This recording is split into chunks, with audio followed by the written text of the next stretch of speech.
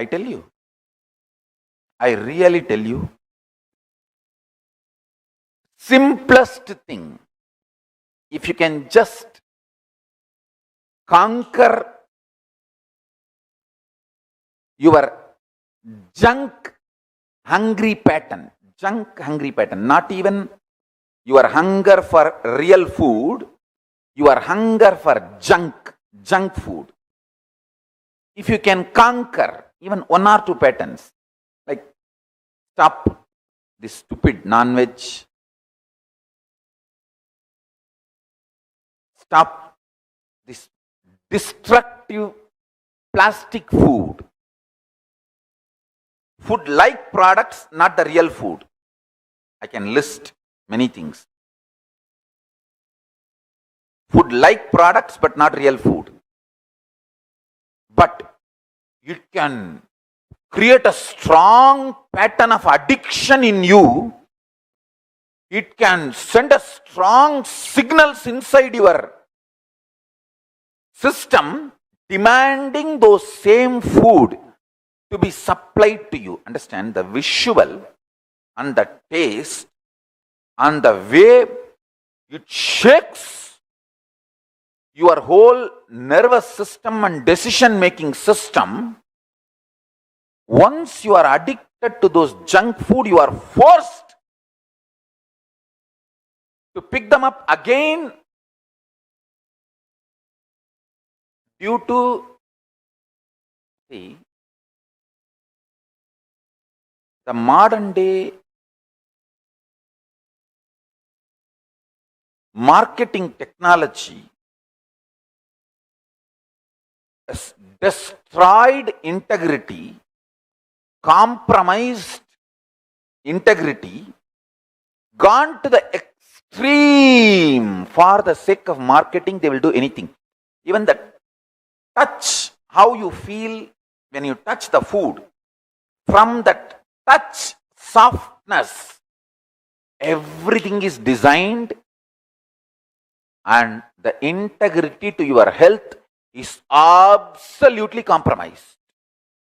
In a way, I will say even it's a criminal conspiracy.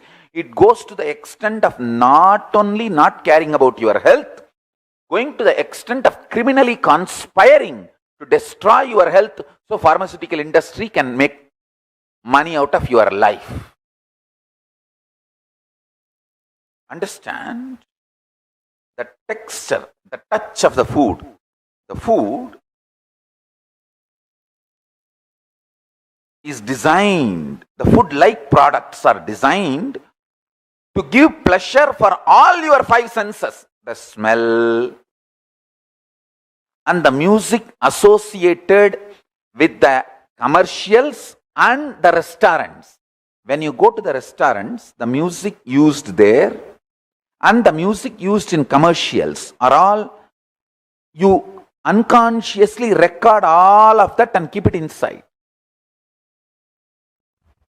If you are little aware, you can see whenever you see that food, automatically your mind internally plays the same music inside you. If you are little conscious and you have the capacity to unclutch, you can understand what I am saying. The food-like products, junk food, not only engages your tongue, taste buds, it engages your eyes, it engages your touch sense, it engages your smell sense, unconsciously it even engages with your music sense. Hey. Escape. Save yourself from the food-like products. PhDs are employed to do research and enhance the salt taste. As soon as a potato chip enters the mouth, how it should just terrorize your senses. Nobody bothers about your health. It just have to terrorize your senses, excite your senses. So again and again and again, The moment you see the visual, your tongue sends the strong signal to your brain, hey, get me that. You simply, like a slave pig, go and catch. You grab that and eat that shit. Even many of these junk food has not only the flesh of the animals, shit of the animals is there. The shit of the animals are there. But the tongue is so powerful, does not allow you to look into the ingredients.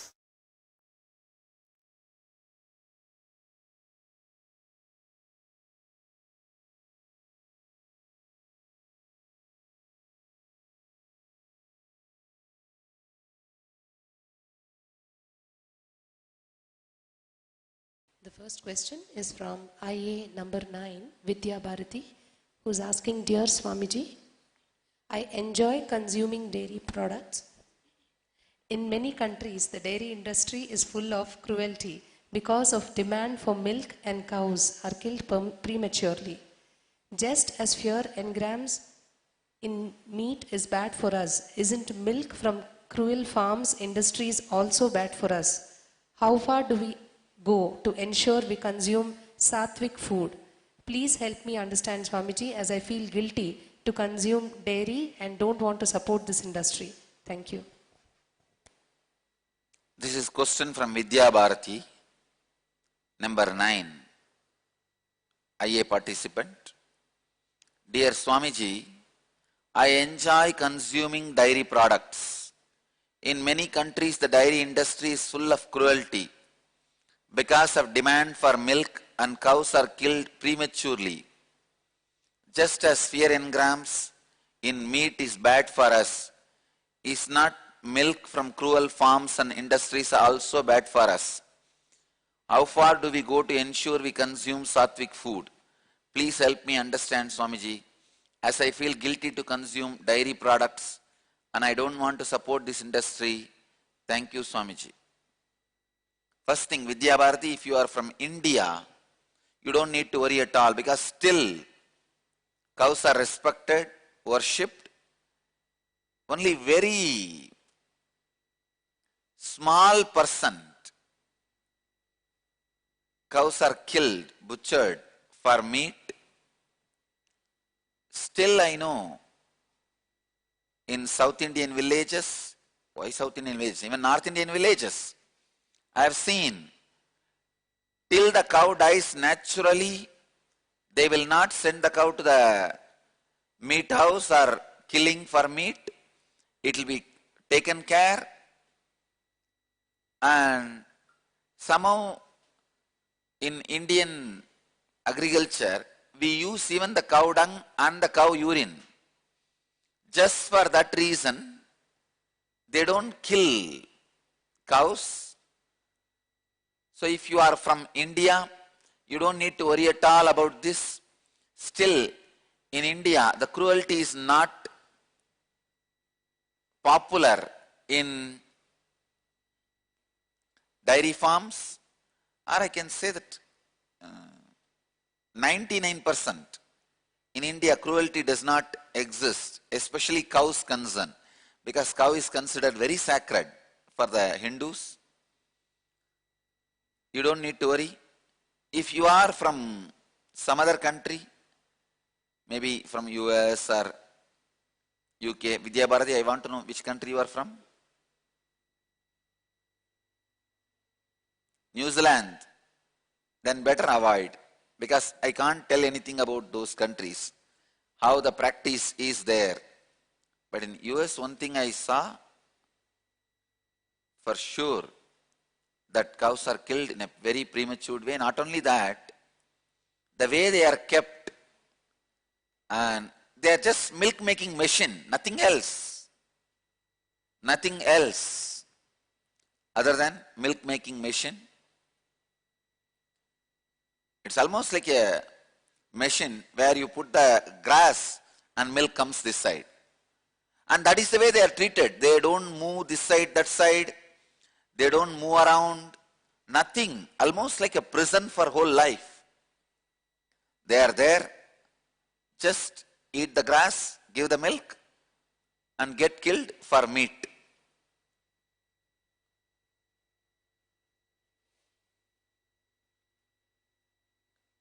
But in India, even if cows are sent to slaughterhouse, people oppose, people resist. I have seen many slaughterhouses get closed just because nobody wants to work there. So, if you are from India, you don't need to worry about this point. But if you are outside, I don't know about what customs and practices are there in your country. Based on that, you can decide. But one thing I wanted to make it sure, please don't take even milk if it is from cruel farms and cruelty-based industries. It will have the fear engram. It will directly affect your inner space and spiritual growth. You are asking how far do we go to ensure we consume sattvic food? Go to the extreme 100%. Go to the extreme 100%.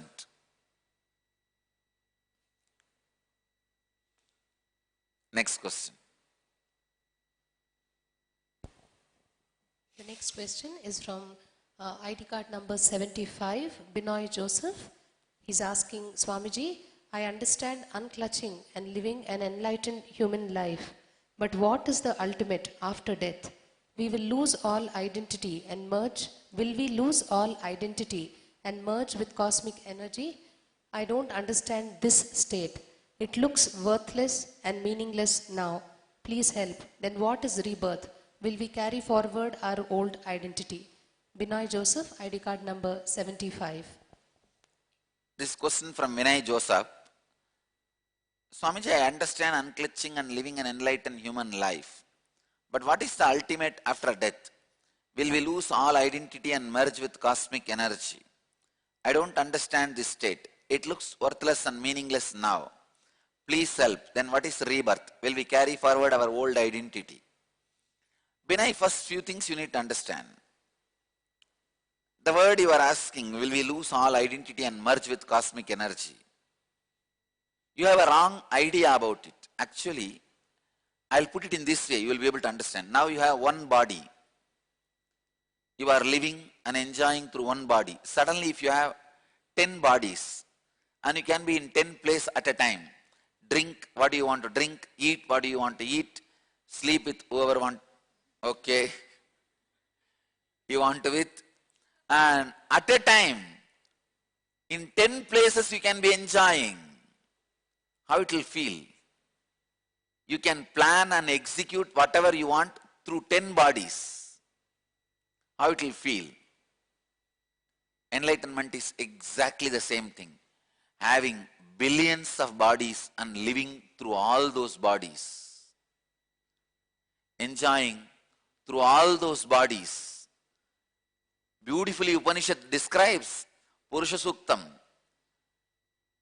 A Vedic chant describes Sahasra Sirisha Purushaha Sahasrakshas Sahasrabat Sabhumim Visvato Vrutva Atyadishtad Dasangulam.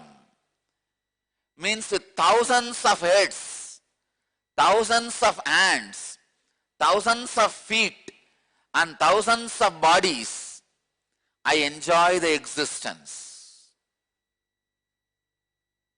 Understand? You are saying it looks worthless and meaningless now because you don't understand it completely. You don't grasp it completely. You are asking, what is rebirth? See, let me define this whole problem once for all.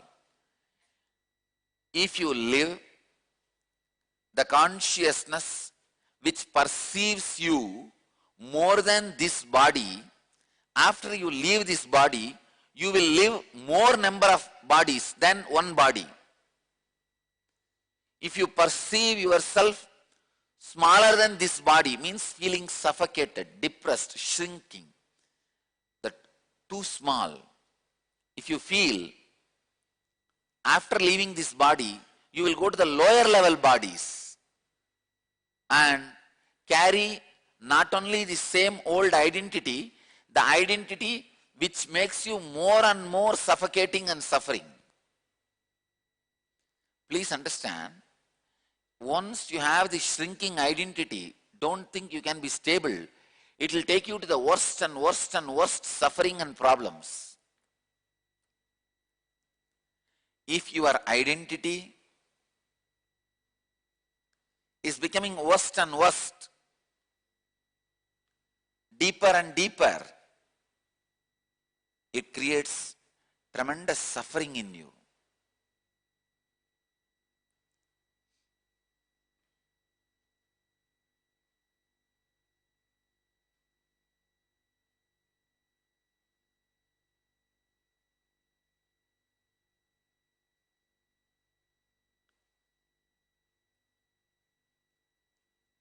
It is neither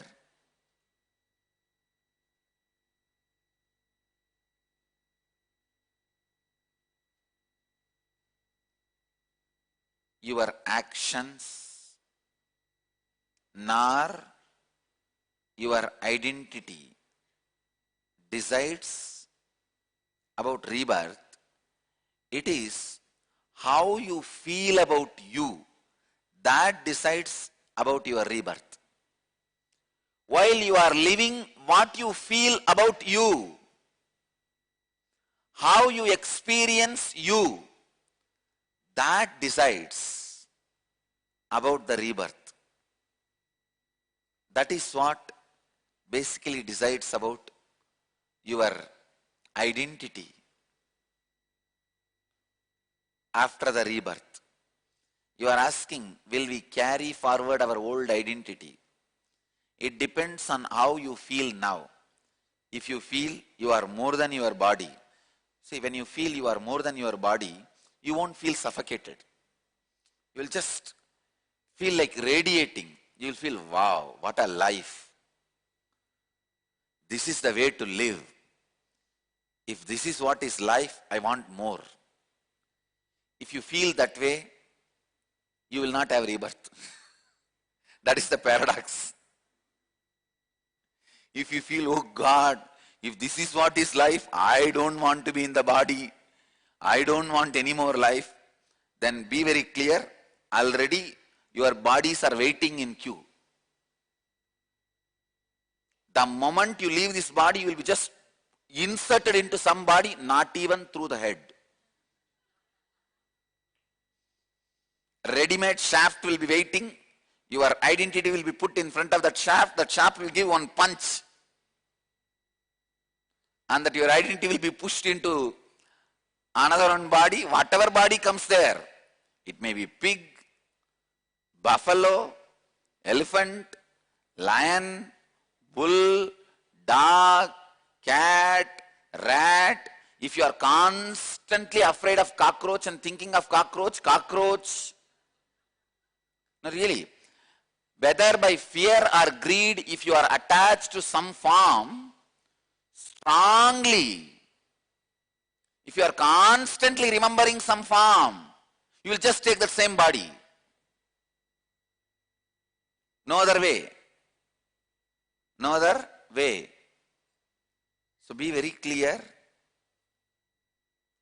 How you feel about you, that decides whether you are going to have a rebirth, what kind of rebirth you are going to have, what kind of identity you are going to carry, what is going to be your state after leaving the body.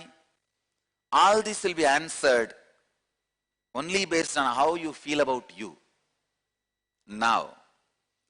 And Binay Joseph, we will have one full day session on this rebirth and past life.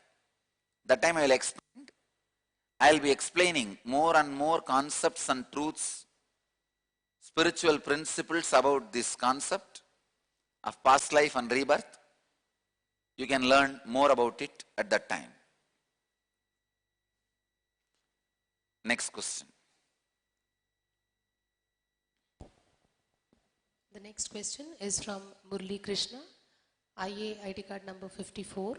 He's asking Nithyanandam Swamiji, my mind still jumps here and there thinking about worries. I try not to think, but still I am unable to control. I fear that I am not performing well. Please help me, Swamiji. I want to get 100% benefit from IA. Murali Krishna, this is from question from Murali Krishna. May I know who it is? Yes.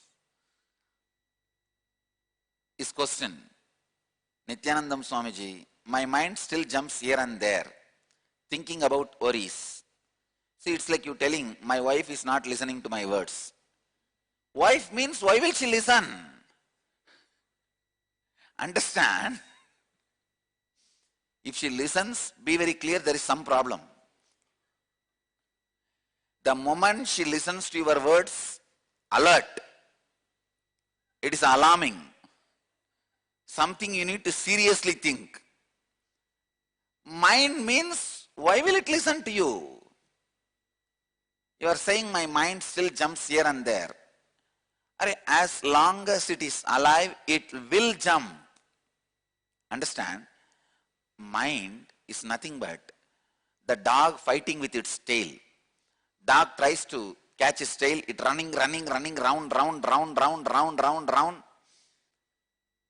Same way only, you trying to fight with your mind. The moment, it's like an octopus is trying to straighten all his hands using his own hands. So he has 20 hands. So this fellow slowly stretches one by one straight. By the effort of trying to stretch it hand itself, his other hands are folded. Don't you see? He has 20 hands. He is trying to stretch 20 hands. Of course, he can't stretch 20 hands at a time. Only 10 he can stretch by using the other 10. Even if he is stretching the 10 straight, the other 10 which are working on this 10 is bent. That is exactly the situation you are in.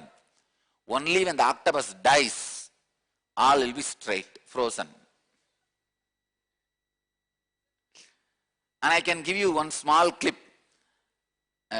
Dog trying to catch its own tail. Please see this clip. Start now.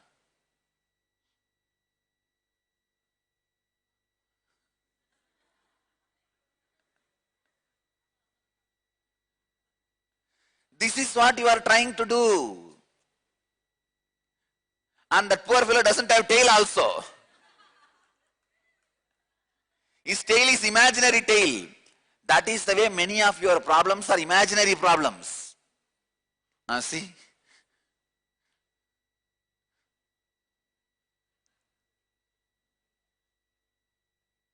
If you want to make a dog mad, just put some small meat smell on the tail. That's it. I have seen in villages, Indian villages, these kids will do. They will get some meat, some rat meat or something. Just strongly apply it on the tail of the dog. That's it. This fellow, because of that smell, he can neither leave the tail nor catch the tail.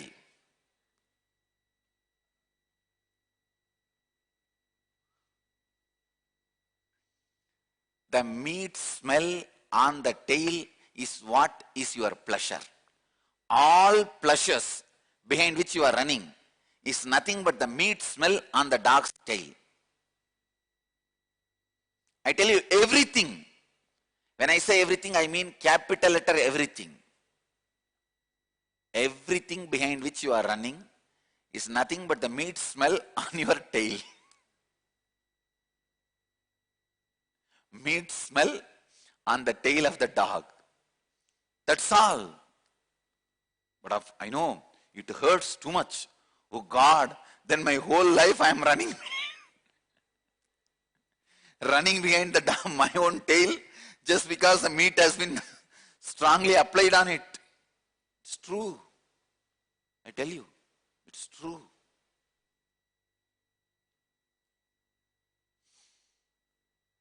So mind jumping here and there, thinking about worries, is nature.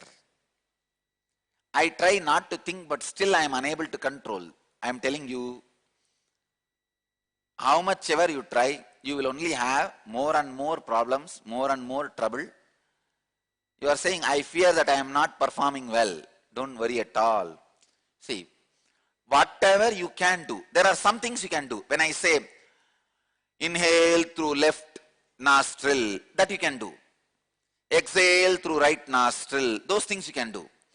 Whatever you can do, do it. That's enough. Remaining things, my responsibility. Understand? Only when you don't do whatever you can do, then I can't do anything. There are many things, you be honest and authentic to your capacity. That's enough for me. Nothing more is required. You just be authentic to your capacity. Else, I'll take care. Understand? Guru is a person who designs and develops a technology which can take you from where you are to where you should be. I cannot miss where you are and go on talking about where you should be. Same way, I cannot just be stuck where you are without talking about where you should be. I should be a bridge between where you are and where you should be. Understand? I am a perfect bridge. Don't worry.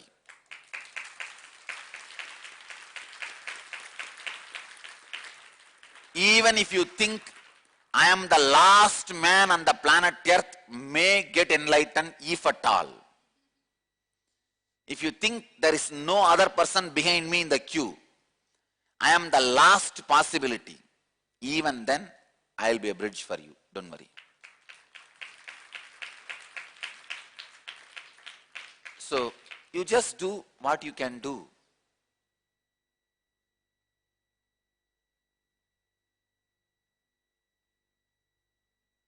There are many things I have designed which you can directly do. I am asking you, hold both the nostrils, just remember this thought. Those things, many things you will be able to do. Do all that. From there, I will take your mind to the subtle and subtle and subtle zones and lead you to where you should be. So don't worry. I have perfect technology, perfect method, perfect system. So just do whatever you can authentically. That's the main thing. Authentically. You just be authentic towards yourself. That's enough. Nothing else is required. Everything else is my responsibility. Everything else is my job. So, you are saying, please help me, Swamiji. I want to get 100% benefit from IA. Understand, IA is not dangling carrot. Banana pushed inside your throat. IA is not a dangling carrot. Banana pushed inside your throat. So don't worry at all. I'll take care. If it is a dangling carrot only, you need to put any effort. No. I ensure you open your mouth. I ensure the banana goes inside. Even if I suspect you may vomit or spit, I use the crowbar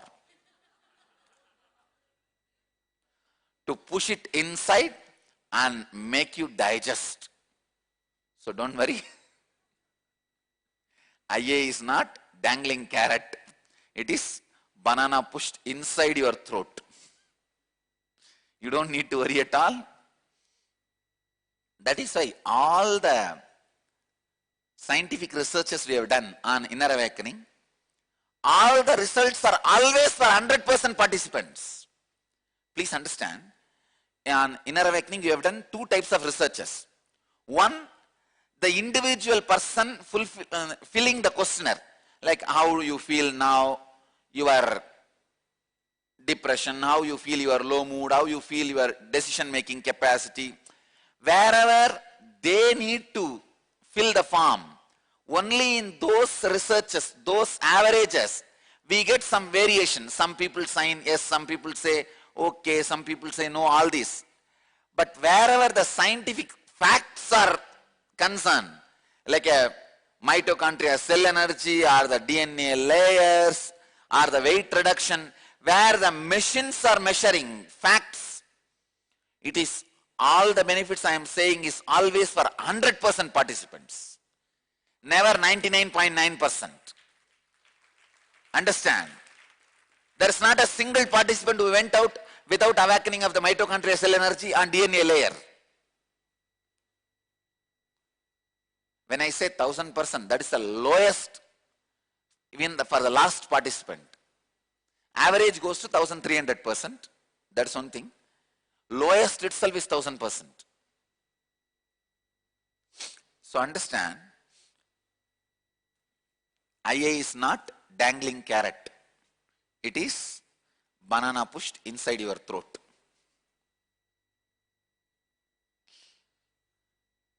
For special attention needed people, it is banana juice. Not even banana.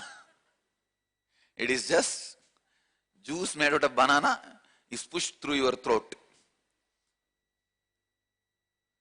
So all you need to do is wear your seat belt, relax and enjoy. Seat belt is mala.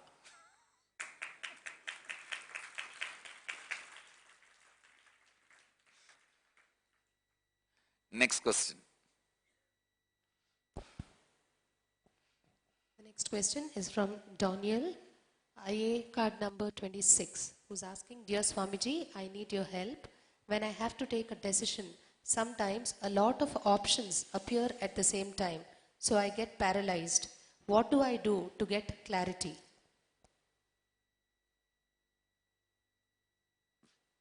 Daniel, IA number 26. Who? May I know who it is? Yes. Question.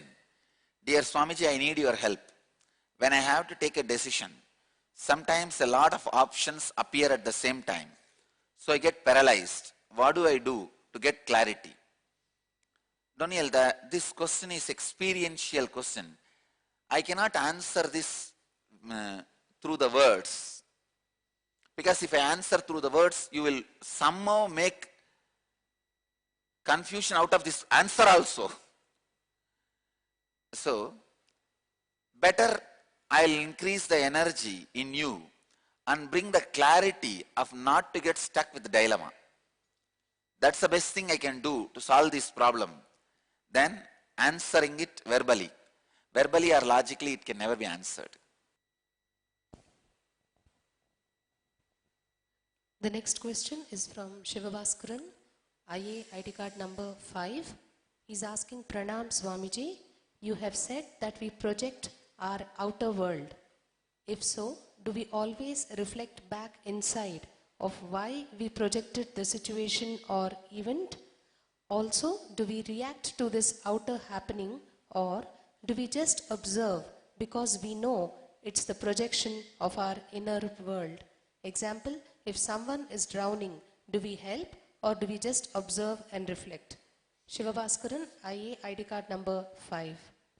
Shivavaskaran, may I know who it is? Yes. The question is, Pranam Swamiji, you have said that we project our outer world. If so, do we always reflect back inside of why we projected the situation or event? Also, do we react to this outer happening or do we just observe because we know it is the projection of our inner world? Please understand, if you observe the source, why we projected the situation or event, you will simply know why you projected. You will act to clear the projection. You will quickly act without fear or greed. You are asking, for example, if someone is drowning, do we help or do we just observe and reflect? If the moment you see someone is drowning, you will look in why you projected this scene. you will see, to sharpen your compassion and the capacity to sacrifice, you projected this scene, jump into the water and save the person. The moment you observe and reflect, you will be just pushed with the tremendous energy to sacrifice and serve. You will jump into the water and save the person. Another one situation I will tell you. If you are seeing somebody is depressed, you will first look in.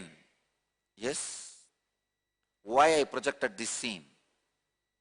First thing you will feel the compassion and love to help that person, support that person. When you do that, even after that, if he is not ready to come out of it, you will simply know this person decides not to get helped by anybody, so I should not interfere with his freedom to suffer, let me withdraw. Understand both the situation. In both, your compassion expresses, you are active, but the result of your compassion and action is not in your hand, and don't be attached to the result. If you are attached to the result, you will literally enter into the other person's will and try to change. It may not be service, it may be torture. The next question is from Kailash Karigar, IA ID card number 66. The question is, which of the Bhagavad Gita verses best describe living enlightenment? Which are the 3 best verses from Vedic Hindu scriptures that you feel is a must for IA participants to understand and follow? Kailash Karigar, ID card number 66. Kailash Karigar, 2 questions. Which of the Bhagavad Gita verses best describe living enlightenment? To tell you honestly, I cannot edit or shorten Bhagavad Gita. I can say all 700 verses, even the verses by Arjuna, Sanjaya, Dhritarashtra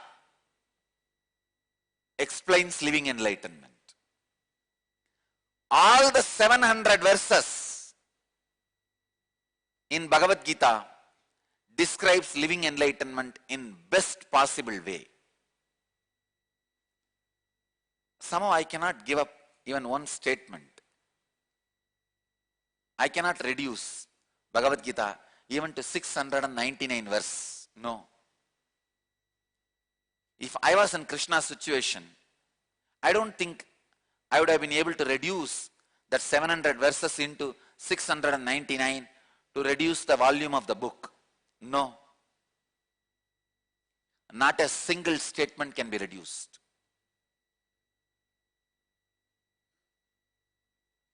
Everything which can't be avoided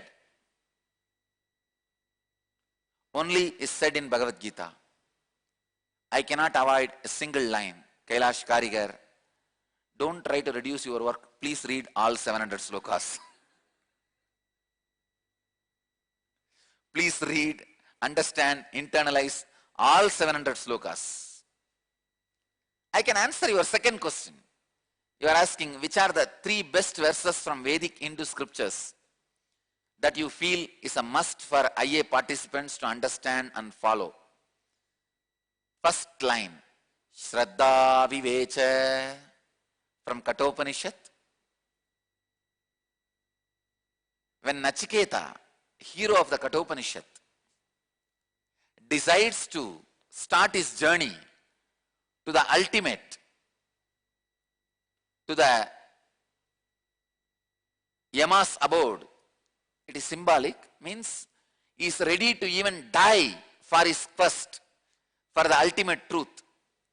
Quest for the truth. When he started his journey towards the truth, beautifully the Upanishad describes, he was possessed by authenticity. Shraddha Vivecha. So I wanted all of you to remember this first line, Shraddha Vivecha, being possessed by authenticity. Anything you do, be possessed by authenticity in your action, in your words, in your thinking. If you give a word, die for it. To keep that word live, give your life for it. Your words are your life. Same way, in your thinking, bring tremendous authenticity in your thinking. Shraddha Vivecha, possessed by authenticity and honesty. This is the first line I want all of you to remember from the Vedic Hindu scriptures. The first verse to remember is Shraddha Vivecha. Second, Anandam Brahmeti Navyajanat. Bliss is cosmos.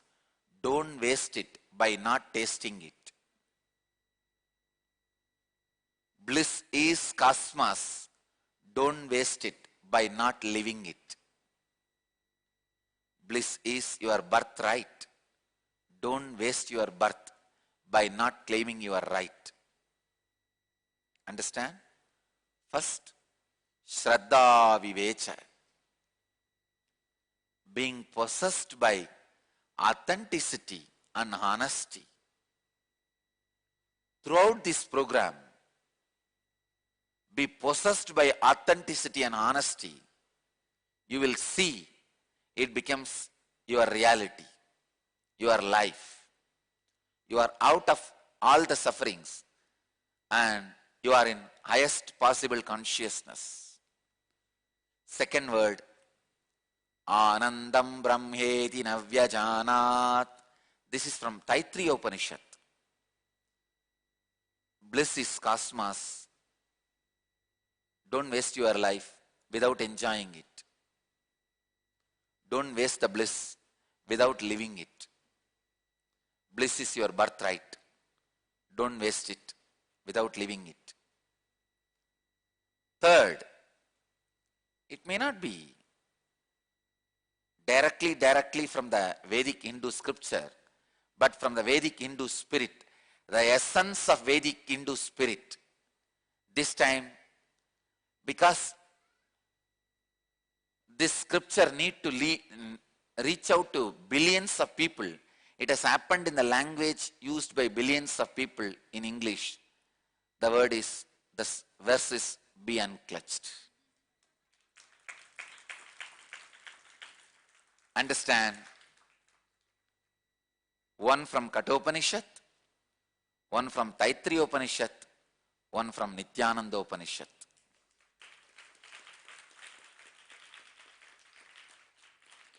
The word from Kathopanishad is the inspiration to start your journey. Word from Taittiriya Upanishad is the practice. The word from Nithyananda Upanishad is the end, ultimate.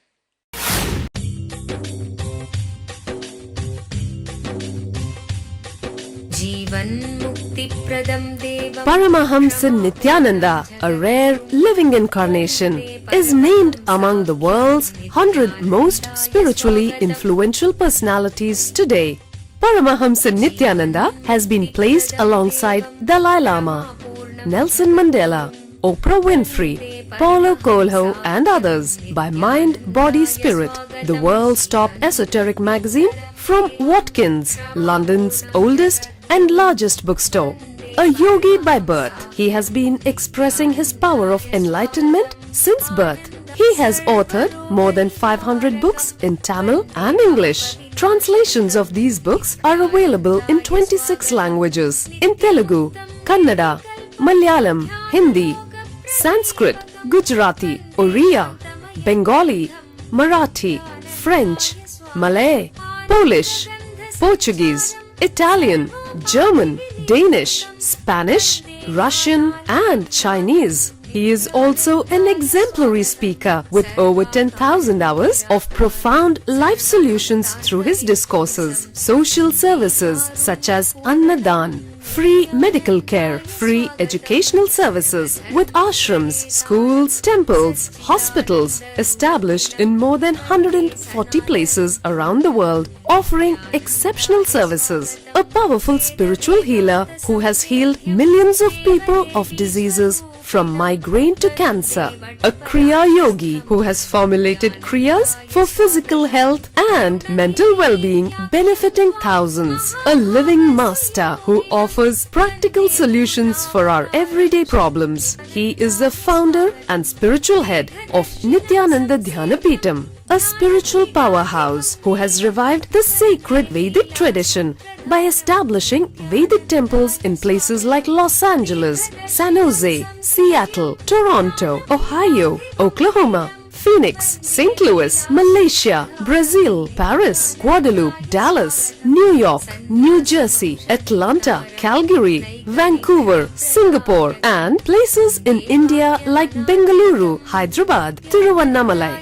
A spiritual guru for 10 million followers, an incarnation who transmits the highest spiritual energy through initiation, a contemporary yogi who has revived the Vedic science of yoga worldwide through thousands of yoga centers, an adept in Ashtamahasiddhis, mystical yogic powers, who has effortlessly awakened the Kundalini of thousands and graced them with spiritual powers, a dynamic young guru who is an inspiration for thousands of youngsters, India's most watched spiritual guru online, a beacon of spiritual light who has triumphed over the forces of religious terrorism and political persecution. Paramahamsa Nithyananda is an eternal Kalpataru, blessing the world with the boons of material abundance and spiritual enlightenment.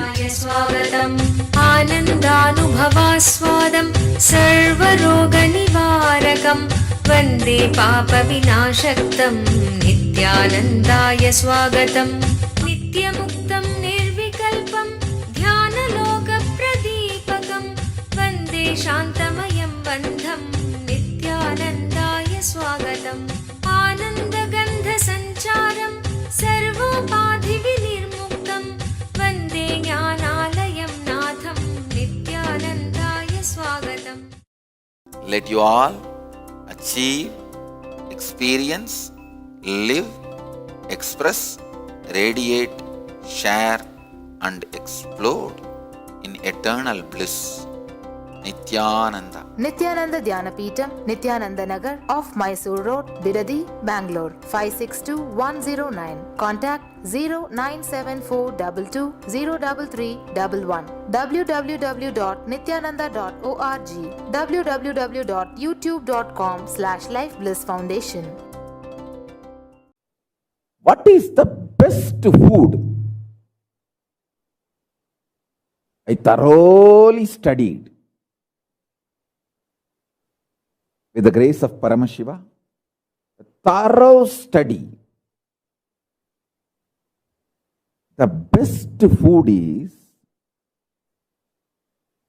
all the things your body has already collected, processed and stored inside you.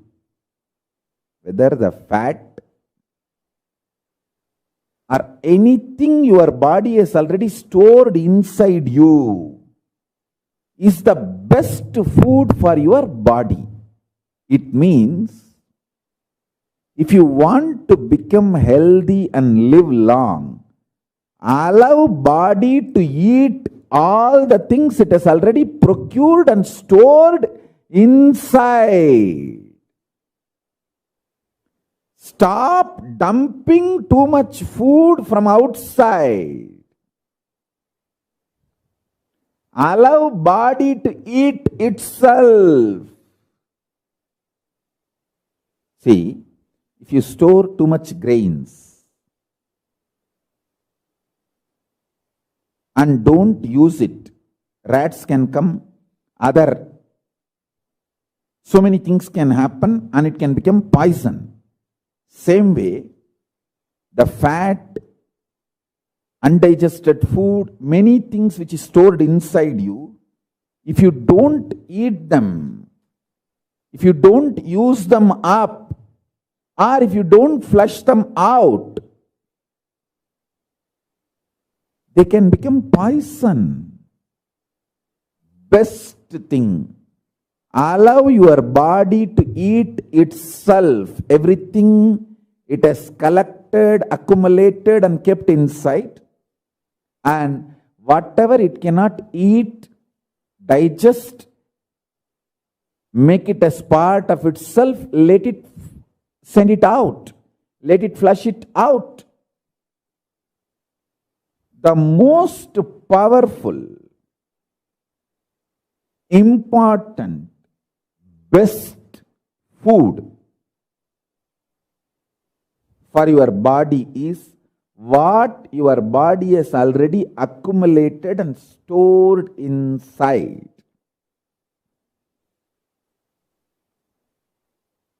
At least 2 days every week, allow your body to eat itself.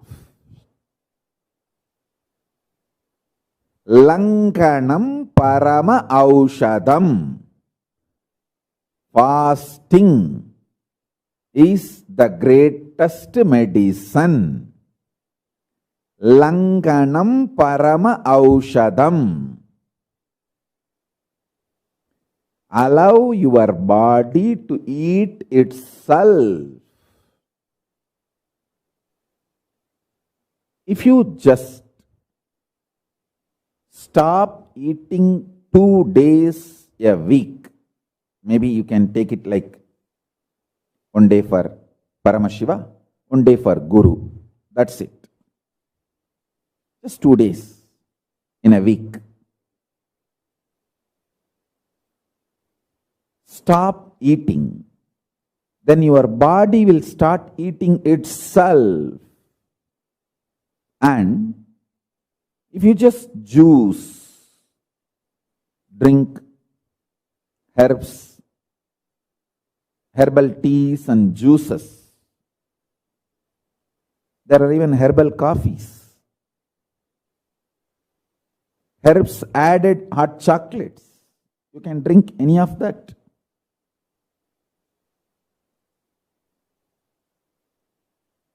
It will not only eat itself, whatever the body feels it can't eat or digest, it will just flush all of that out.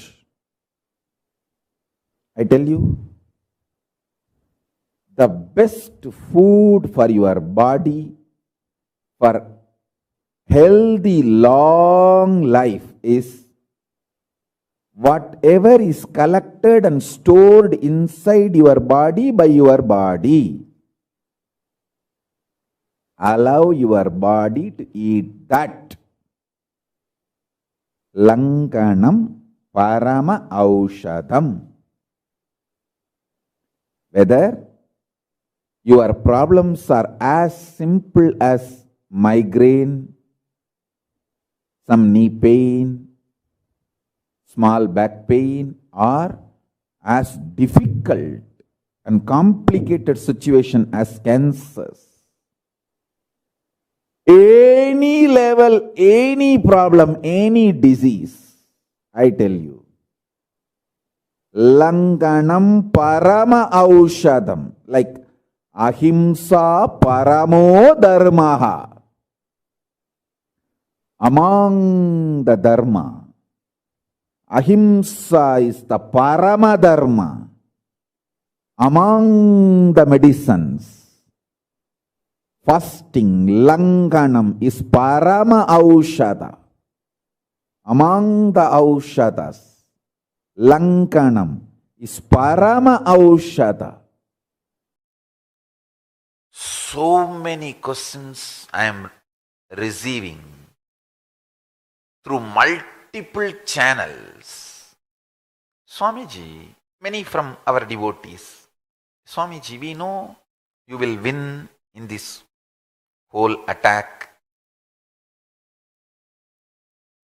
as you always proved you are innocent and won in all the earlier attacks, you will win in this attack also, we know. But how are you able to digest? I tell you, one thing, just listen. If any of you feel, especially my devotees, if you feel I have a stamina, strength to digest all this kind of hate speech, lawfare, everything. Of course, I think even people who have enmity towards me non-controversially accept that I have stamina to withstand any of this kind of abuses, attacks. Listen.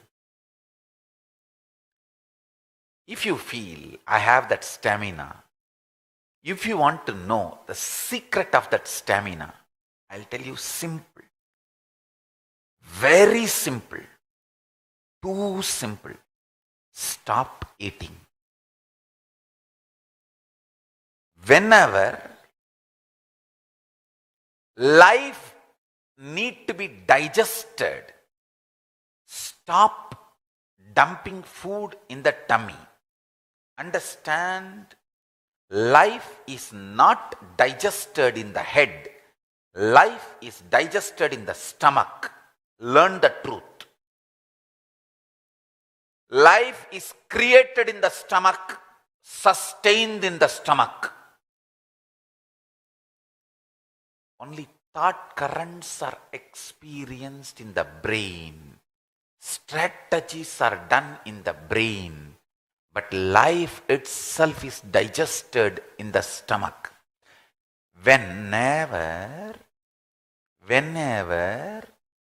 you are needed to digest life happening around you, just stop dumping food in your stomach and treat your stomach like a havan kunta, yanya kunta, homa kunta. Treat it like havan kunta, yanya kunta, homa kunta. It needs to digest life now. Don't dump food. Don't dump solid food. At the most, offer some liquid. I'll strongly recommend these two items, castor oil, Haritaki powder. If you have strength and you don't bother about your tongue taste and all that, even add neem juice.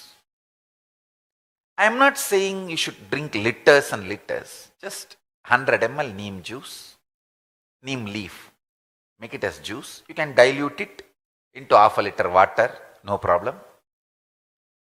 Just from morning till night, 3-4 sip. Understand? Same way castor oil. 3-4 teaspoon. Maybe morning 1 teaspoon. Night when you, before going to sleep, 1 teaspoon. Please be very clear. Your experiences about life is as real as the solid food you eat. Don't think the life happening around you are just mental, psychological, and the food in your plate is solid, physical. No.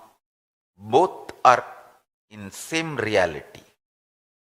When you are needed to digest that life happening around you, stop dumping food on your stomach. Understand?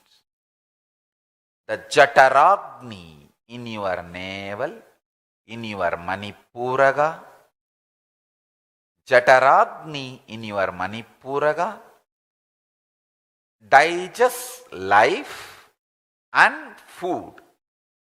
When the Jataragni is dumped overloaded.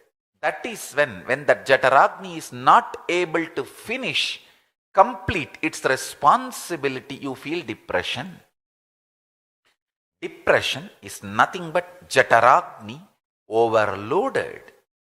So, whenever you need to digest life, things happening around you, stop eating and support, encourage the digestion process in your navel in a very traditional way. Listen, listen.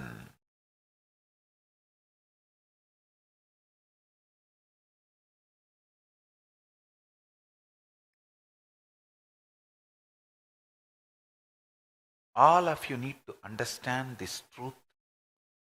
If you are my disciple and you are already convinced, you cognize, I tell only the truth and I do only good work, I will do only good to you.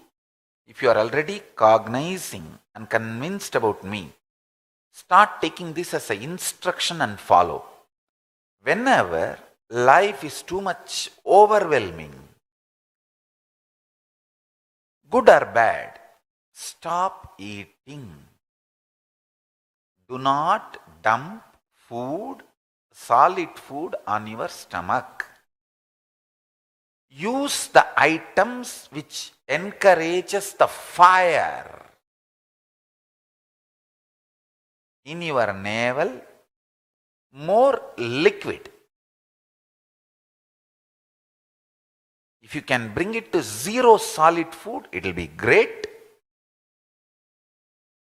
If not, at least cut down 90%. Please understand, I am giving you exact secrets of how to make you a different metal altogether. Anybody want to be a leader in any field? Listen carefully. Anybody want to be a leader in any field has to face anger, jealousy, conspiracy, many traitors, every kind of person in life. See, when somebody steals from a house, he does not want to get caught how much he has stolen, what all he has stolen. So he just want to destroy the whole house. Put the fire after stealing. Put the fire so there is no evidence left. Try to destroy the whole house so nobody will catch him. How much he has stolen and what all he has stolen. Understand? The destroyers, demons, rakshasas, has to be faced if we have to win the game. Of course, Kalabhairava is protecting me and the Sangha. Paramashiva's blessings are there with me and Sangha, and Kalabhairava is protecting me and the Sangha. Anyhow, we will win. We are winning. With the grace of Kalabhairava, we won. Understand?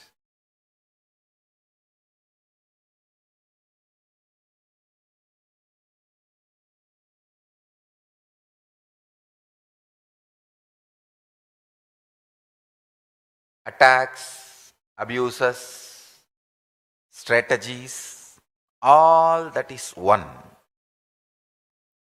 How you can make yourself a different metal altogether. This is the method. Simple, straightforward technique. For the stomach, be very clear. Stomach, stop supplying food, during the time you needed to digest life. You need to know visualizations, verbalizations. Listen carefully. Visuals and words which hits your core, gets dumped in your stomach. That is when life is overwhelming.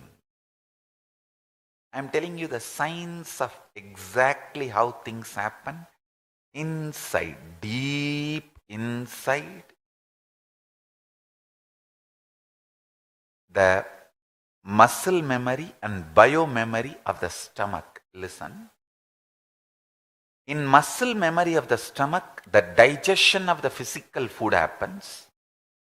In bio-memory of the stomach, digestion of the life happens. Physically, when you dump too much of food, the muscle memory gets overwhelmed.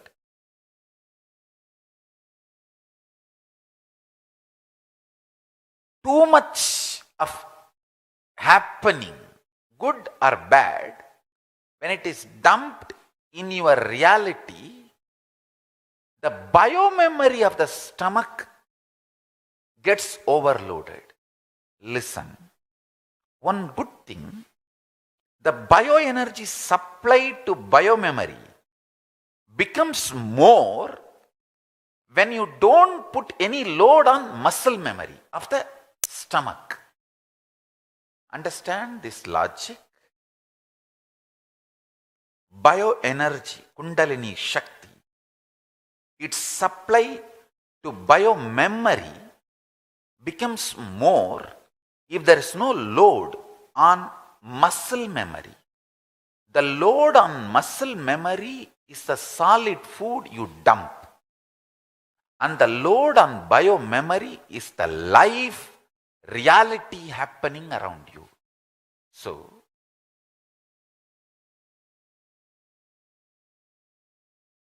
cut the food.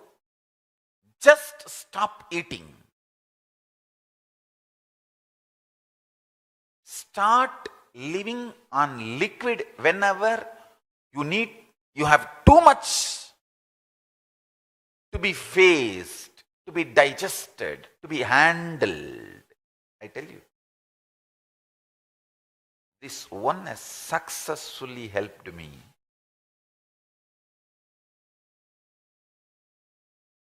Literally, last 30 years.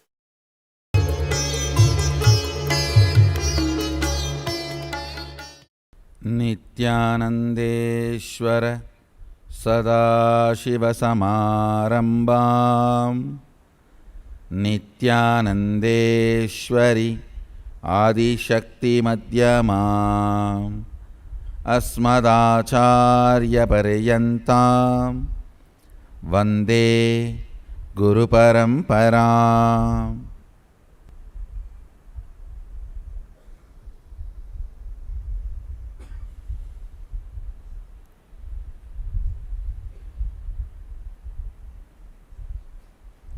I welcome you all with my love and respects.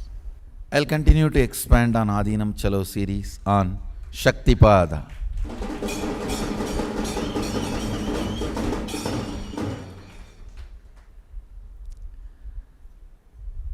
State of Sadashiva,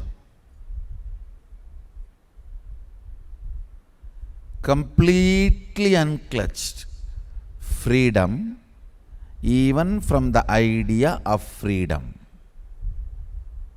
Listen, freedom even from the idea of freedom is beyond all the three gunas, sattva, rajas, tamas. That does not mean he has killed, destroyed sattva, rajas, tamas. Sattva, rajas, tamas exists in the cosmos. Means Even if it exists, he knows it cannot bind him.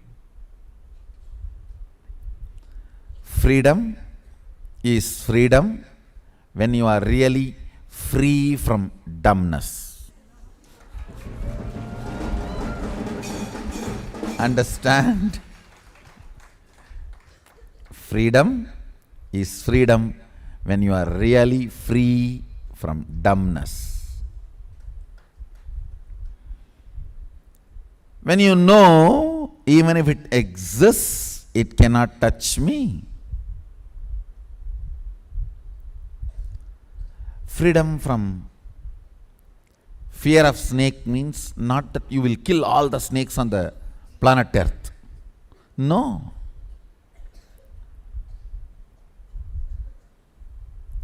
You know the simple fact, they do not harm you unless you try to harm them. They do not enter into your space unless you try to enter into their space.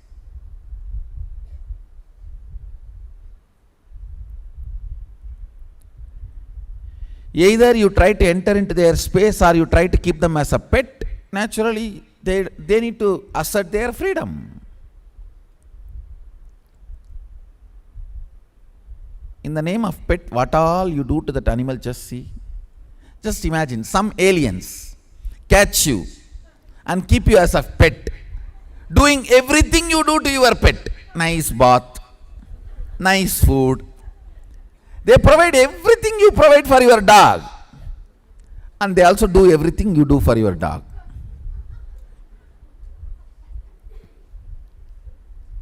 Will you be happy? Then decide whether to have pet or not.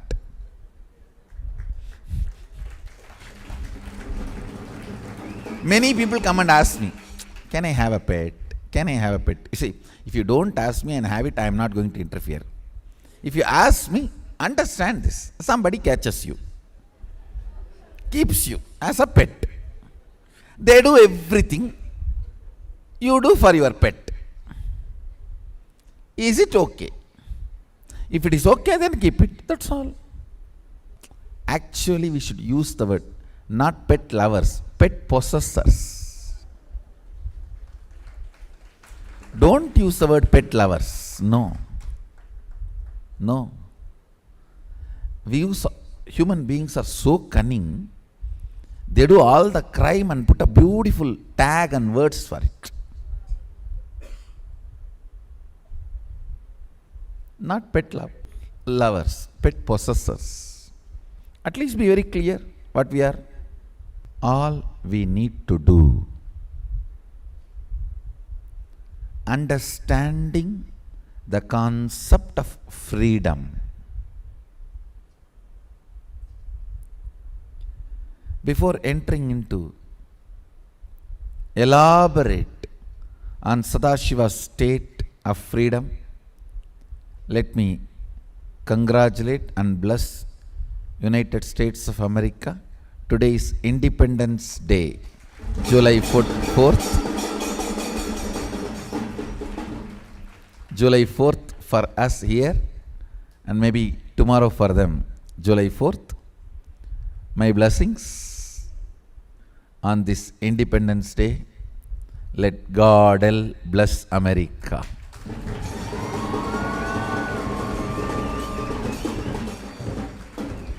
And let Sadashiva bless America.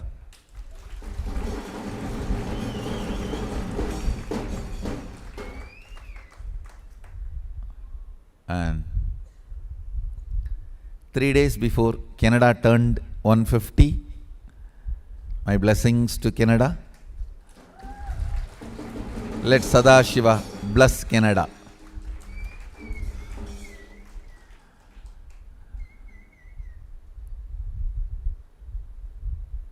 Today is another important day. In 2003, on this very day, I started the first batch of sannyas training.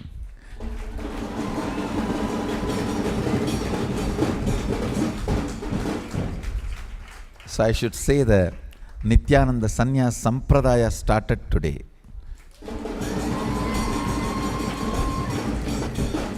It's on July 4th. We had the first Ananda Yogam batch, the Sannyas training. In those days, the Ananda Yogam used to be the Sannyas training. I directly started with the name Sannyas Sampradaya Training Program in 2003. In 2003, on this day,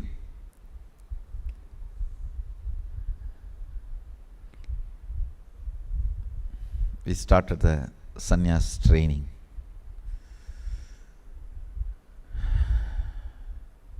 It's all only 2003 means 14 years. Wow.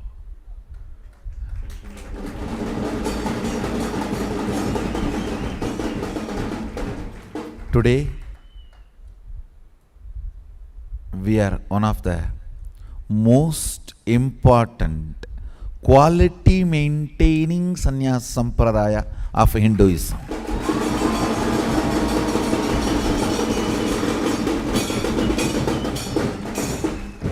Surely I am not claiming quantity, but with all the right, I have a right to claim quality.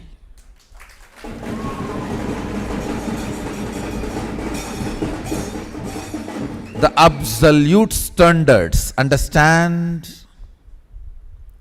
Absolute standards. My existing sannyasis maintain. I can challenge any monastic order in the world.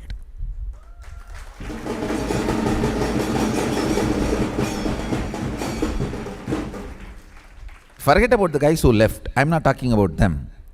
But the fellows who are still standing, you see, it's like a going against the whole current. It's not a joke. But my existing sannyasis, the standard they maintain, I can put them on any stage, any acid test. With all the pride and right, I can claim quality.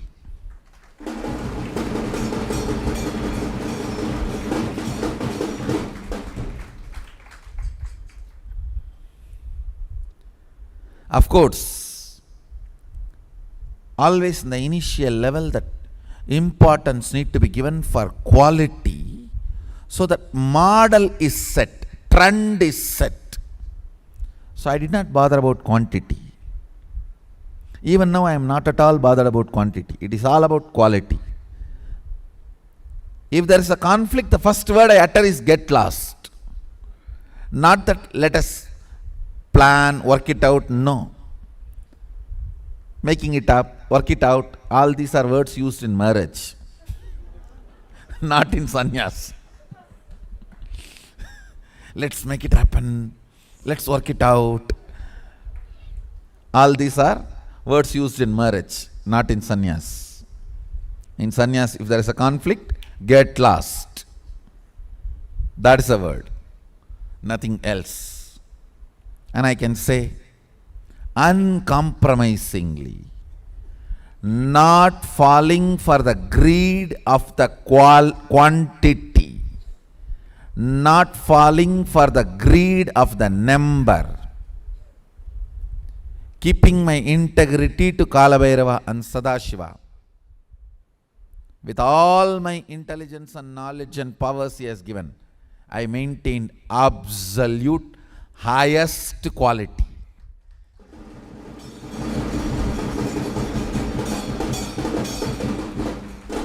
Many times sacrificing the interests of the Sangha or the personal comforts. Absolutely I kept the flag of sannyas flying high.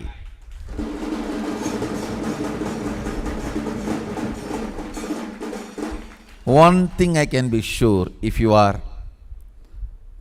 still part of the Nithyananda Sannyas Sampradaya, you can be really proud you are part of the best Sannyas Sampradaya.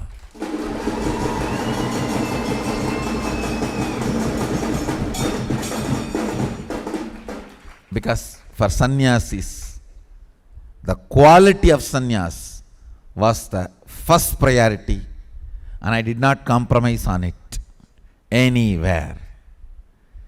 I did not compromise on it anywhere. It is absolute. There's no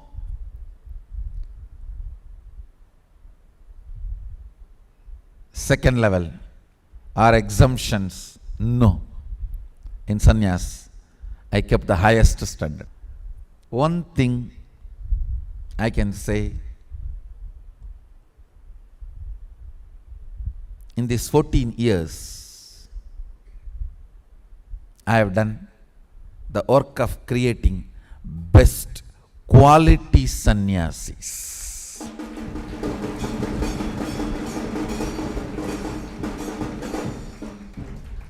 People know otherwise. This is the standard Swamiji has set. If we are able, in or out. But no question of bending the order or lowering the flag. No. Flag flies high.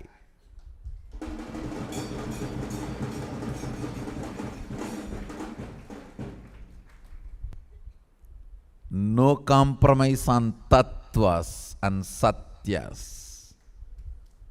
Understand the vows of sannyas we take in the banks of Vaidya Sarovar is not just keeping all the Sangha world as humanity as witness, keeping all the gods and goddesses as witness.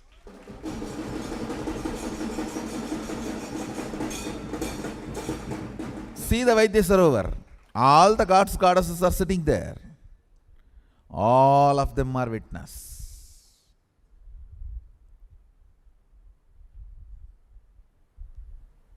So on those vows, no compromise. The quality, uncompromising quality. KAILASA is always covered by the fog of Maya, so that people who are not qualified don't see.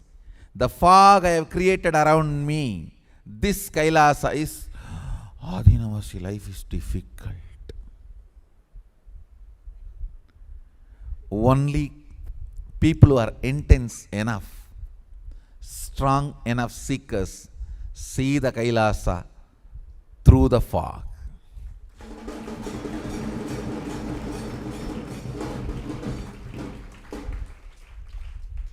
I tell you, by the natural space of Sadashiva, he cannot be difficult. I tell you. He cannot be complicated. He cannot be complex. He is Bholenatha. He is just simple flow. I tell you, life itself is a simple flow.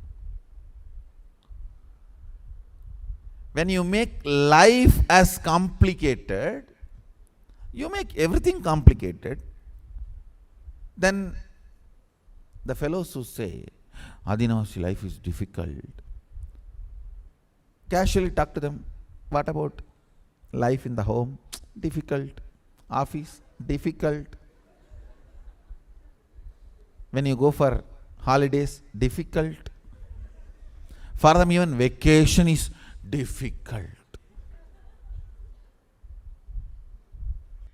Defying everything. Cult of defying everything is difficult. People who belong to the cult of defying everything is difficult. They will defy everything. This, no. This, no. This, no. This, no. defy everything and form a cult. That is difficult. Fellows who belong to the cult of defying everything, they cannot experience oneness even with themselves. One of the worst thing I saw in the modern day, the chemicals, fertilizers, the remains of the fertilizers in your food, pesticides in your food, gets into the brain groove. Even teenage kids start developing this groove of, I don't want anything, life is too much, and I just don't want to live. These words, these ideas become cognition of even teenage kids because of these remains of pesticides and fertilizers in the food. Understand? Pesticides and fertilizers remains, those toxic chemicals in the food. Don't think they kill you slowly by bringing diseases and cancers. Very recently, a few kids who come for the programs, and I was seeing the thought current of suicidal withdrawal tendency from them. I just put my hand on their head, wanted to see what is the brain structure, the software structure, and where is the problem? What is the source of the problem? Understand? All thought currents exist in the cosmos. For life, celebrating life, against life, life neutral, life negative, suicidal, withdrawal, passionate, aggressive, passive, all types of thought currents exist. Whatever type of the body, mind and system you have, those thought currents become cognition in you. The moment they touch you, you touch them, something clicks, you fall in love. That becomes your cognition. One of the shocking truth I found is the kids fed with the toxic food, animal based,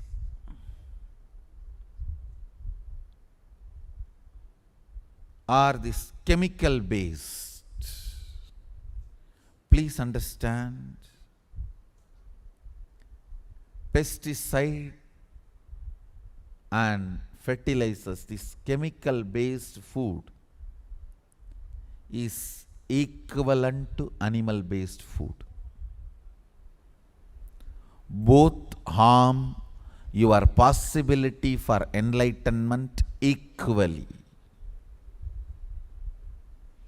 Equally.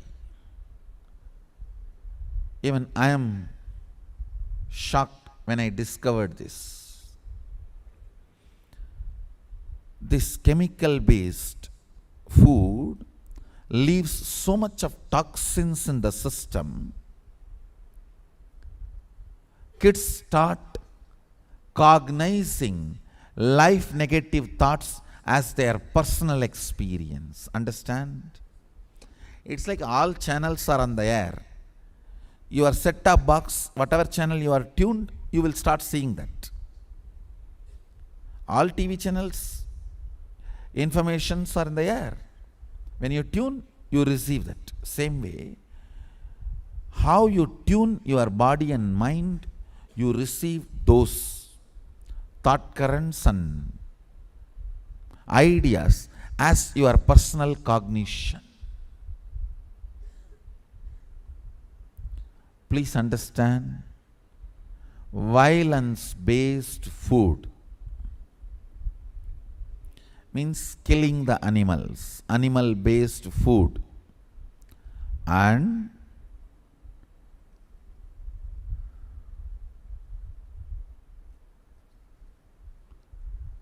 life negative, chemical-based food, toxic. Both harm the system equally. See, organic vegetarian food is not joke. It is not even just for health. Understand? It gives you an inner space. Physical system and physiological flow to develop highest psychology. Understand? To develop highest psychology, not only your physical system, even your physiological flow need to cooperate. Various components of you need to be integrated to experience state of Sadashiva. Few days before I was telling, I can lift even if you are 500 kg weight just by a look, by awakening your Kundalini. But I cannot lift even 5 grams of toxins if they are sitting in your body. Even 5-gram toxins, because they are dead weight.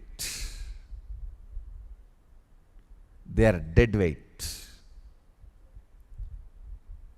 Understand? One of the worst thing I found in those teenage kids and their system is not only they are withdrawing from life, they are enjoying it. When I ask them, shall I remove this difficulty and get you out? No, Swamiji, for some time let me be here. I enjoy this space. It is shocking that they start enjoying being in the space of life negativity, because it becomes almost like addiction. If you are here enjoying organic vegetarian food, understand you are blessed, few thousand in these billions.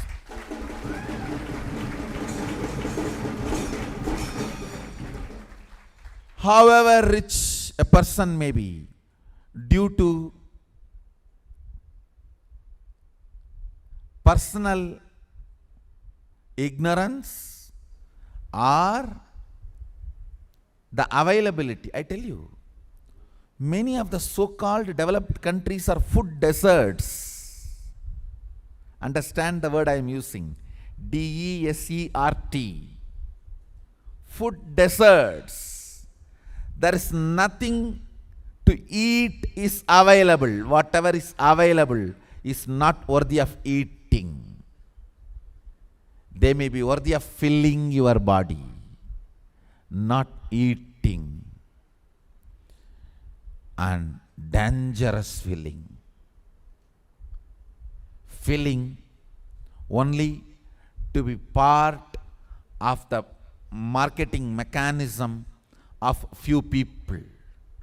You dump this food in your system and then become sick and pay for this guy and buy these medicines. You become part of the rut. Understand? Even richest people do not have, neither have knowledge or have access to sattvic vegetarian food so consistently as you have access in Adinam.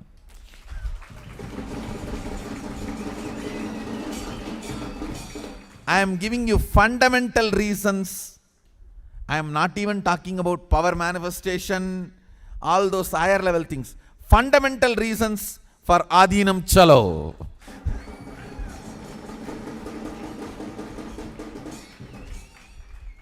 Understand, unfortunately, even the people with money are not paying attention to this detail because they are not understanding the importance of this detail.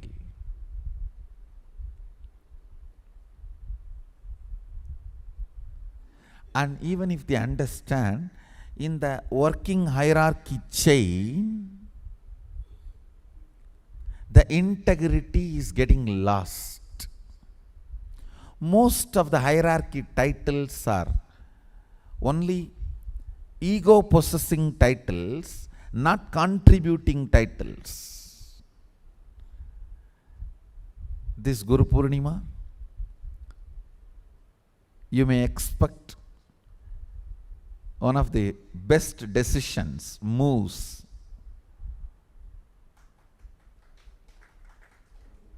in the Sangha. Sangha is going to become hierarchy-less.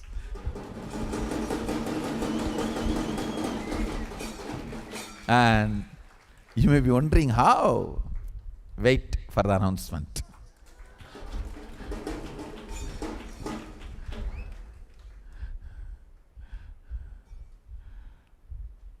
Now, most of the hierarchies are only ego possession, not integrity maintaining. Unfortunately, even if some organizations, some heads, decision makers understand the importance of this sattvic organic food,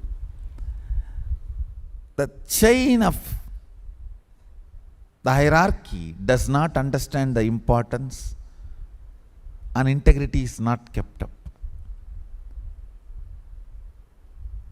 In our Sangha, I can say, we are successful at large. I don't want to say 100%, but surely it took 1 year for us, but we have successfully transitioned at large. We are purely organic and sattvic.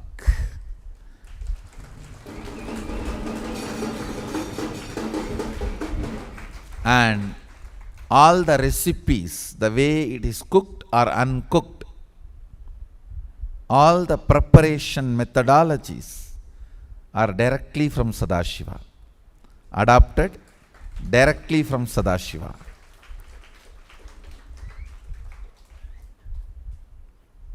What you eat contributes to what you think. What you think contributes to what you cognize. What you cognize contributes to who you are. So, what you eat directly affects who you are. And that is why I am making the statement, you become what you eat.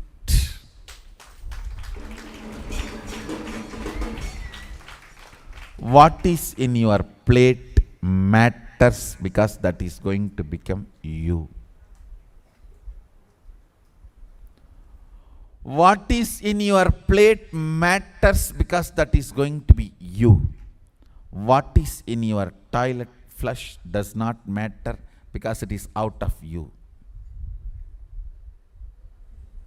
What is in your plate matters because it is going to become you. Understand? But all of you treat almost both one and the same. This doesn't matter and that doesn't matter. No. That may not matter. This matters.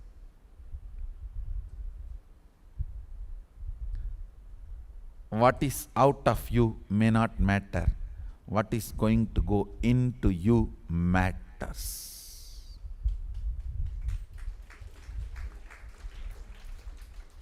For the state of Sadashiva, what is going to go inside matters.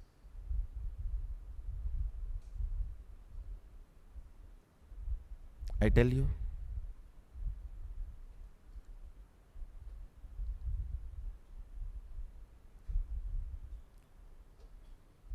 If you are here as Adinavasi, having this organic, vegetarian, sattvic, Sadashiva diet, food, you are blessed.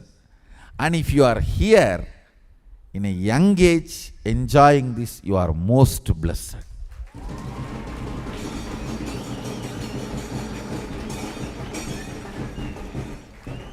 Because what you take in matters. It matters.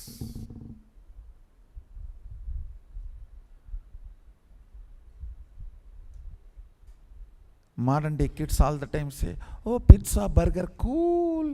Yes, they make your body completely cool. Dead. Your body will become completely cool when you are dead.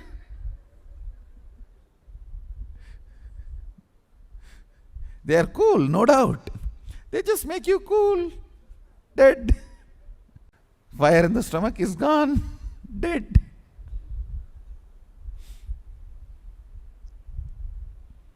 Understand?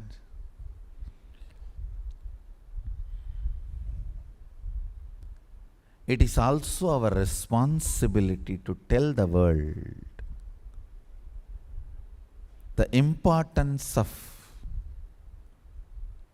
organic, vegetarian, sattvic, Sadashiva food.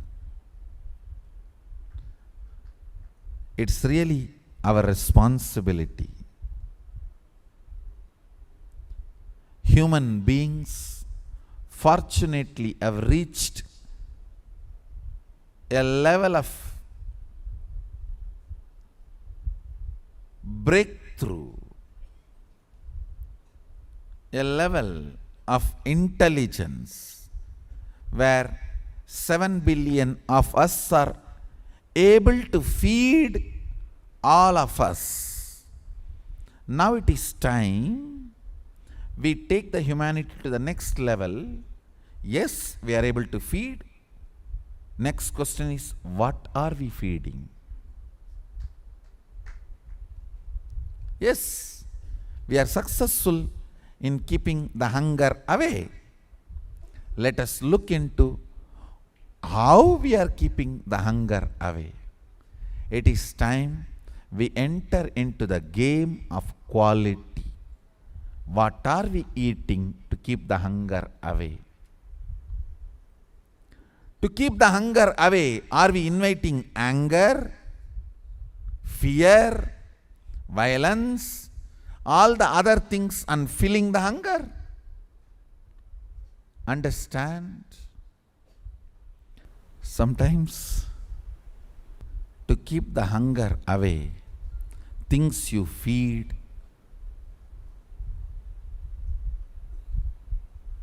puts you literally in danger.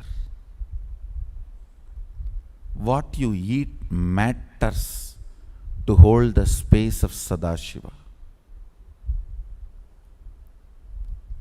The space of Sadashivatva. Understand? I'll expand on manifesting powers later. I wanted to expand on this space of Sadashiva.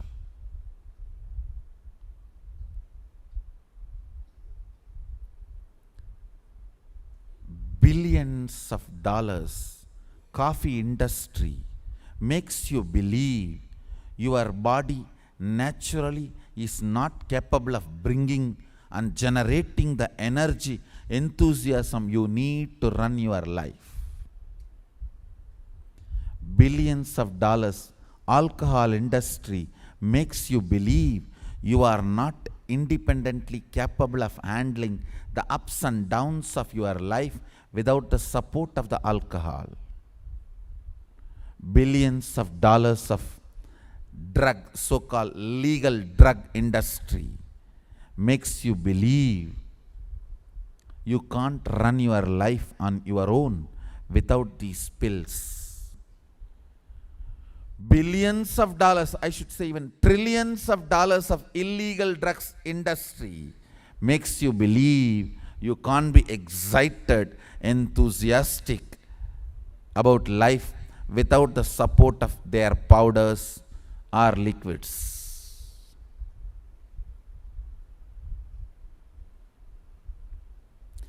Powers, manifesting powers, replaces the need for coffee.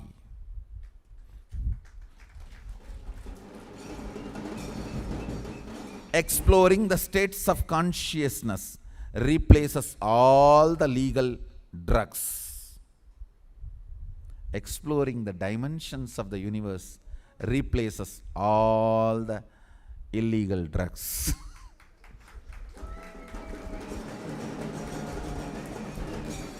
Understand, your brain is constructed for all these higher things. When you don't explore the higher things, you are bound to feed the lower things and keep your brain engaged for survival. If you don't explore the higher dimensions of consciousness, you will force yourself into the drugs and try to explore the hallucination, imaginary, illusory dimensions of the universe.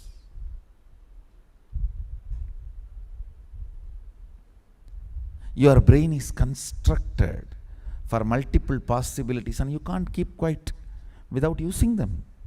Either go to Kailas or whatever money in the Kailas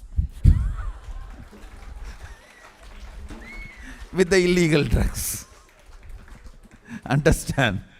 Either go to Kailash or use the illegal drugs and Kailas.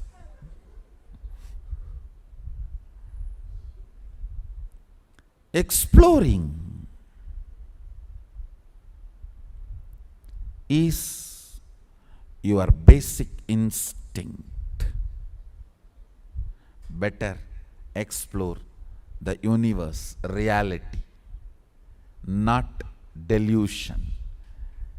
Building is your innate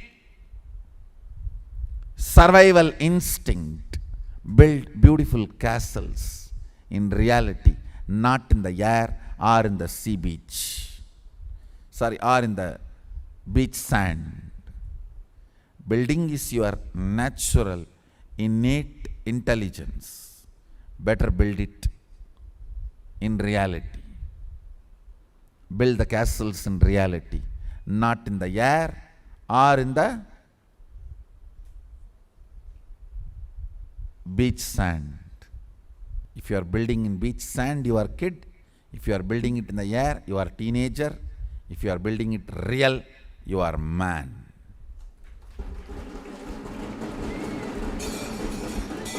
Find out where you are, beach sand or in the air. See where you are.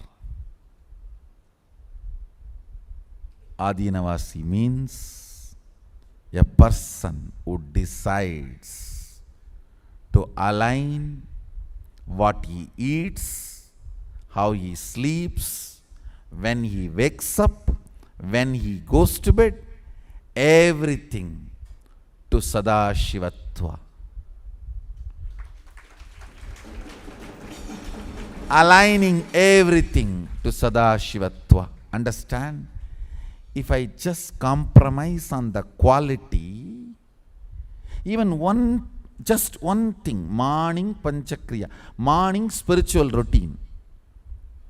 If I compromise on that one integrity, I will have 10,000 people here in no time.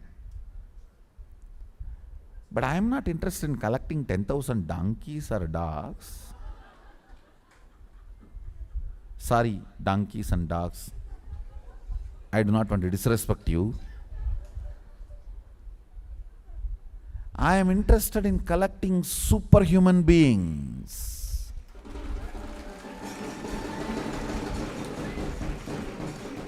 Hey, when you want something extraordinary, you have to do something extraordinary. So I am collecting people who are ready to put superhuman efforts so I can make them superhuman beings.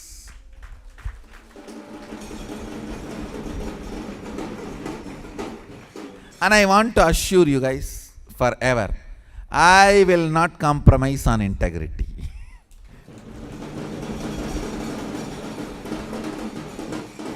It's a guarantee I give you. Even when there was only one person, all alone when I was living here, even at that time I did not compromise.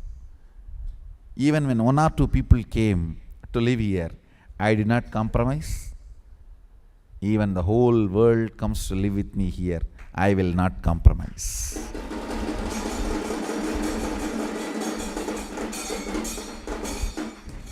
Because I am interested in keeping the quality of this place.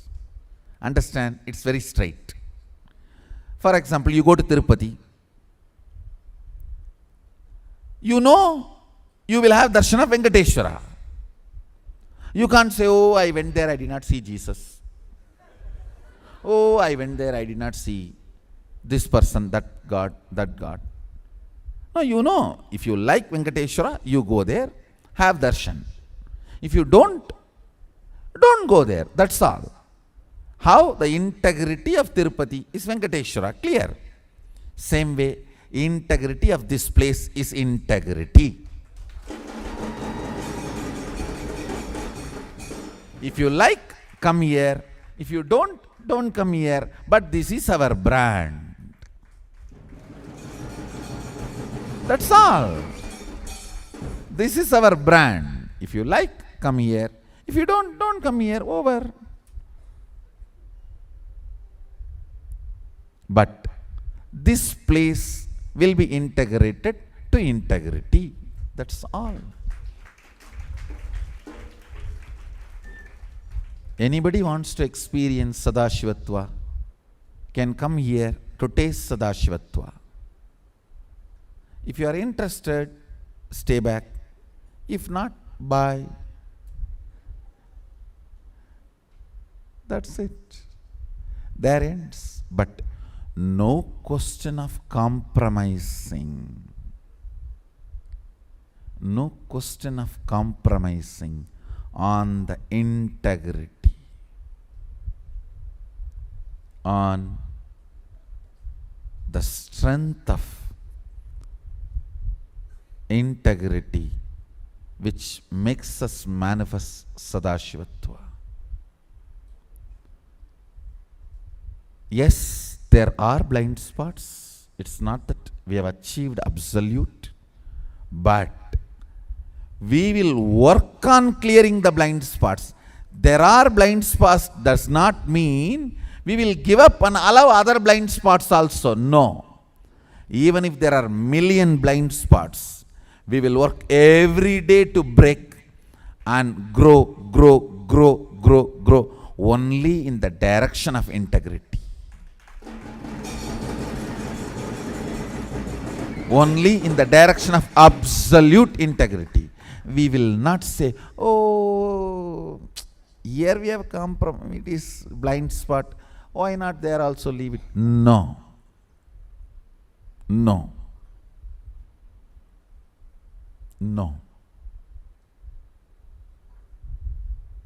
We will only be cleaning every day blind spots towards absolute integrity.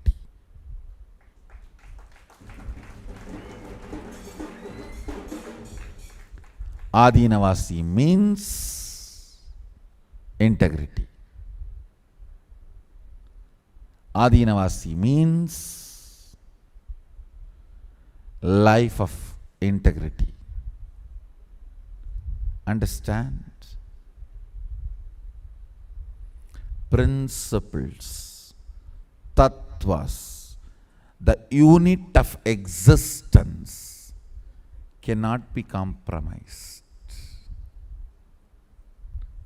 Unit is basic. Constituting component. Tattva means constituting components of existence. So integrity is the constituting component of our Sangha. We can't compromise on it. That is absolute. That will be absolute. That is absolute and that will be absolute. We will go on be purifying ourselves, but not compromise. With this, I bless you all. Let's all radiate with integrity, authenticity, responsibility, enriching, causing, living. Shuddhatvaita Saivam, Sada Shivoham, the eternal bliss, Nithyananda. Thank you. Be blissful.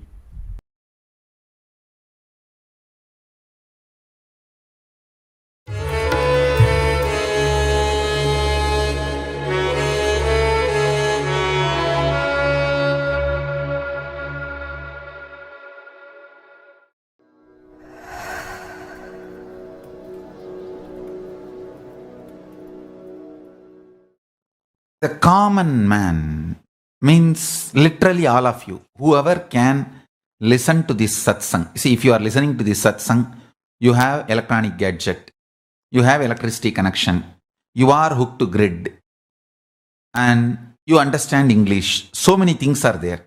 So I know who is going to listen to this satsang. Whoever can listen to this satsang and understand. For your regular life, you don't need solid food. I don't want to say any diet is good diet. Just not eating is the best diet. Go for Nirahara, liquid diet. Go for Nirahara, liquid diet. As much as possible, make your food as liquid. That also, like a traditional herbs, turmeric, tamarind, neem, haritaki, the traditional herbs, tulasi, vilva,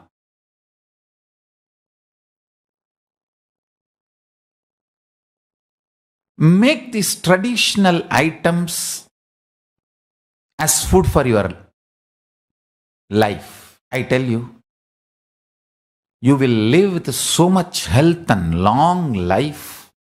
Especially when you take haritaki and all, your lungs will become so pure, it will start converting the oxygen into energy. There's a beautiful statement in Siddha tradition, Kattrai pusittu vaazhum kalai, means eating the air and living. That capacity, bio-memory will be awakened in you. That is why I insist so much on haritaki. Understand? I'll repeat. Neem, bit leaf, bilva leaf, tulsi leaf, turmeric, tamarind, haritaki. If you keep all these as your food, regular food, that also in the liquid form,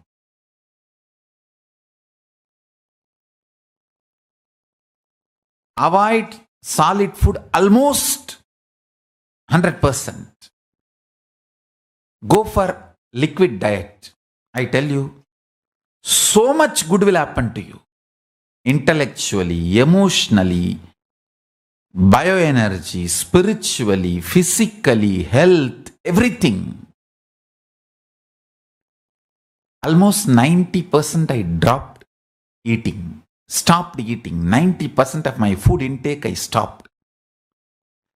even an incarnation like me, the body is now so useful for the purpose which I am possessing this body.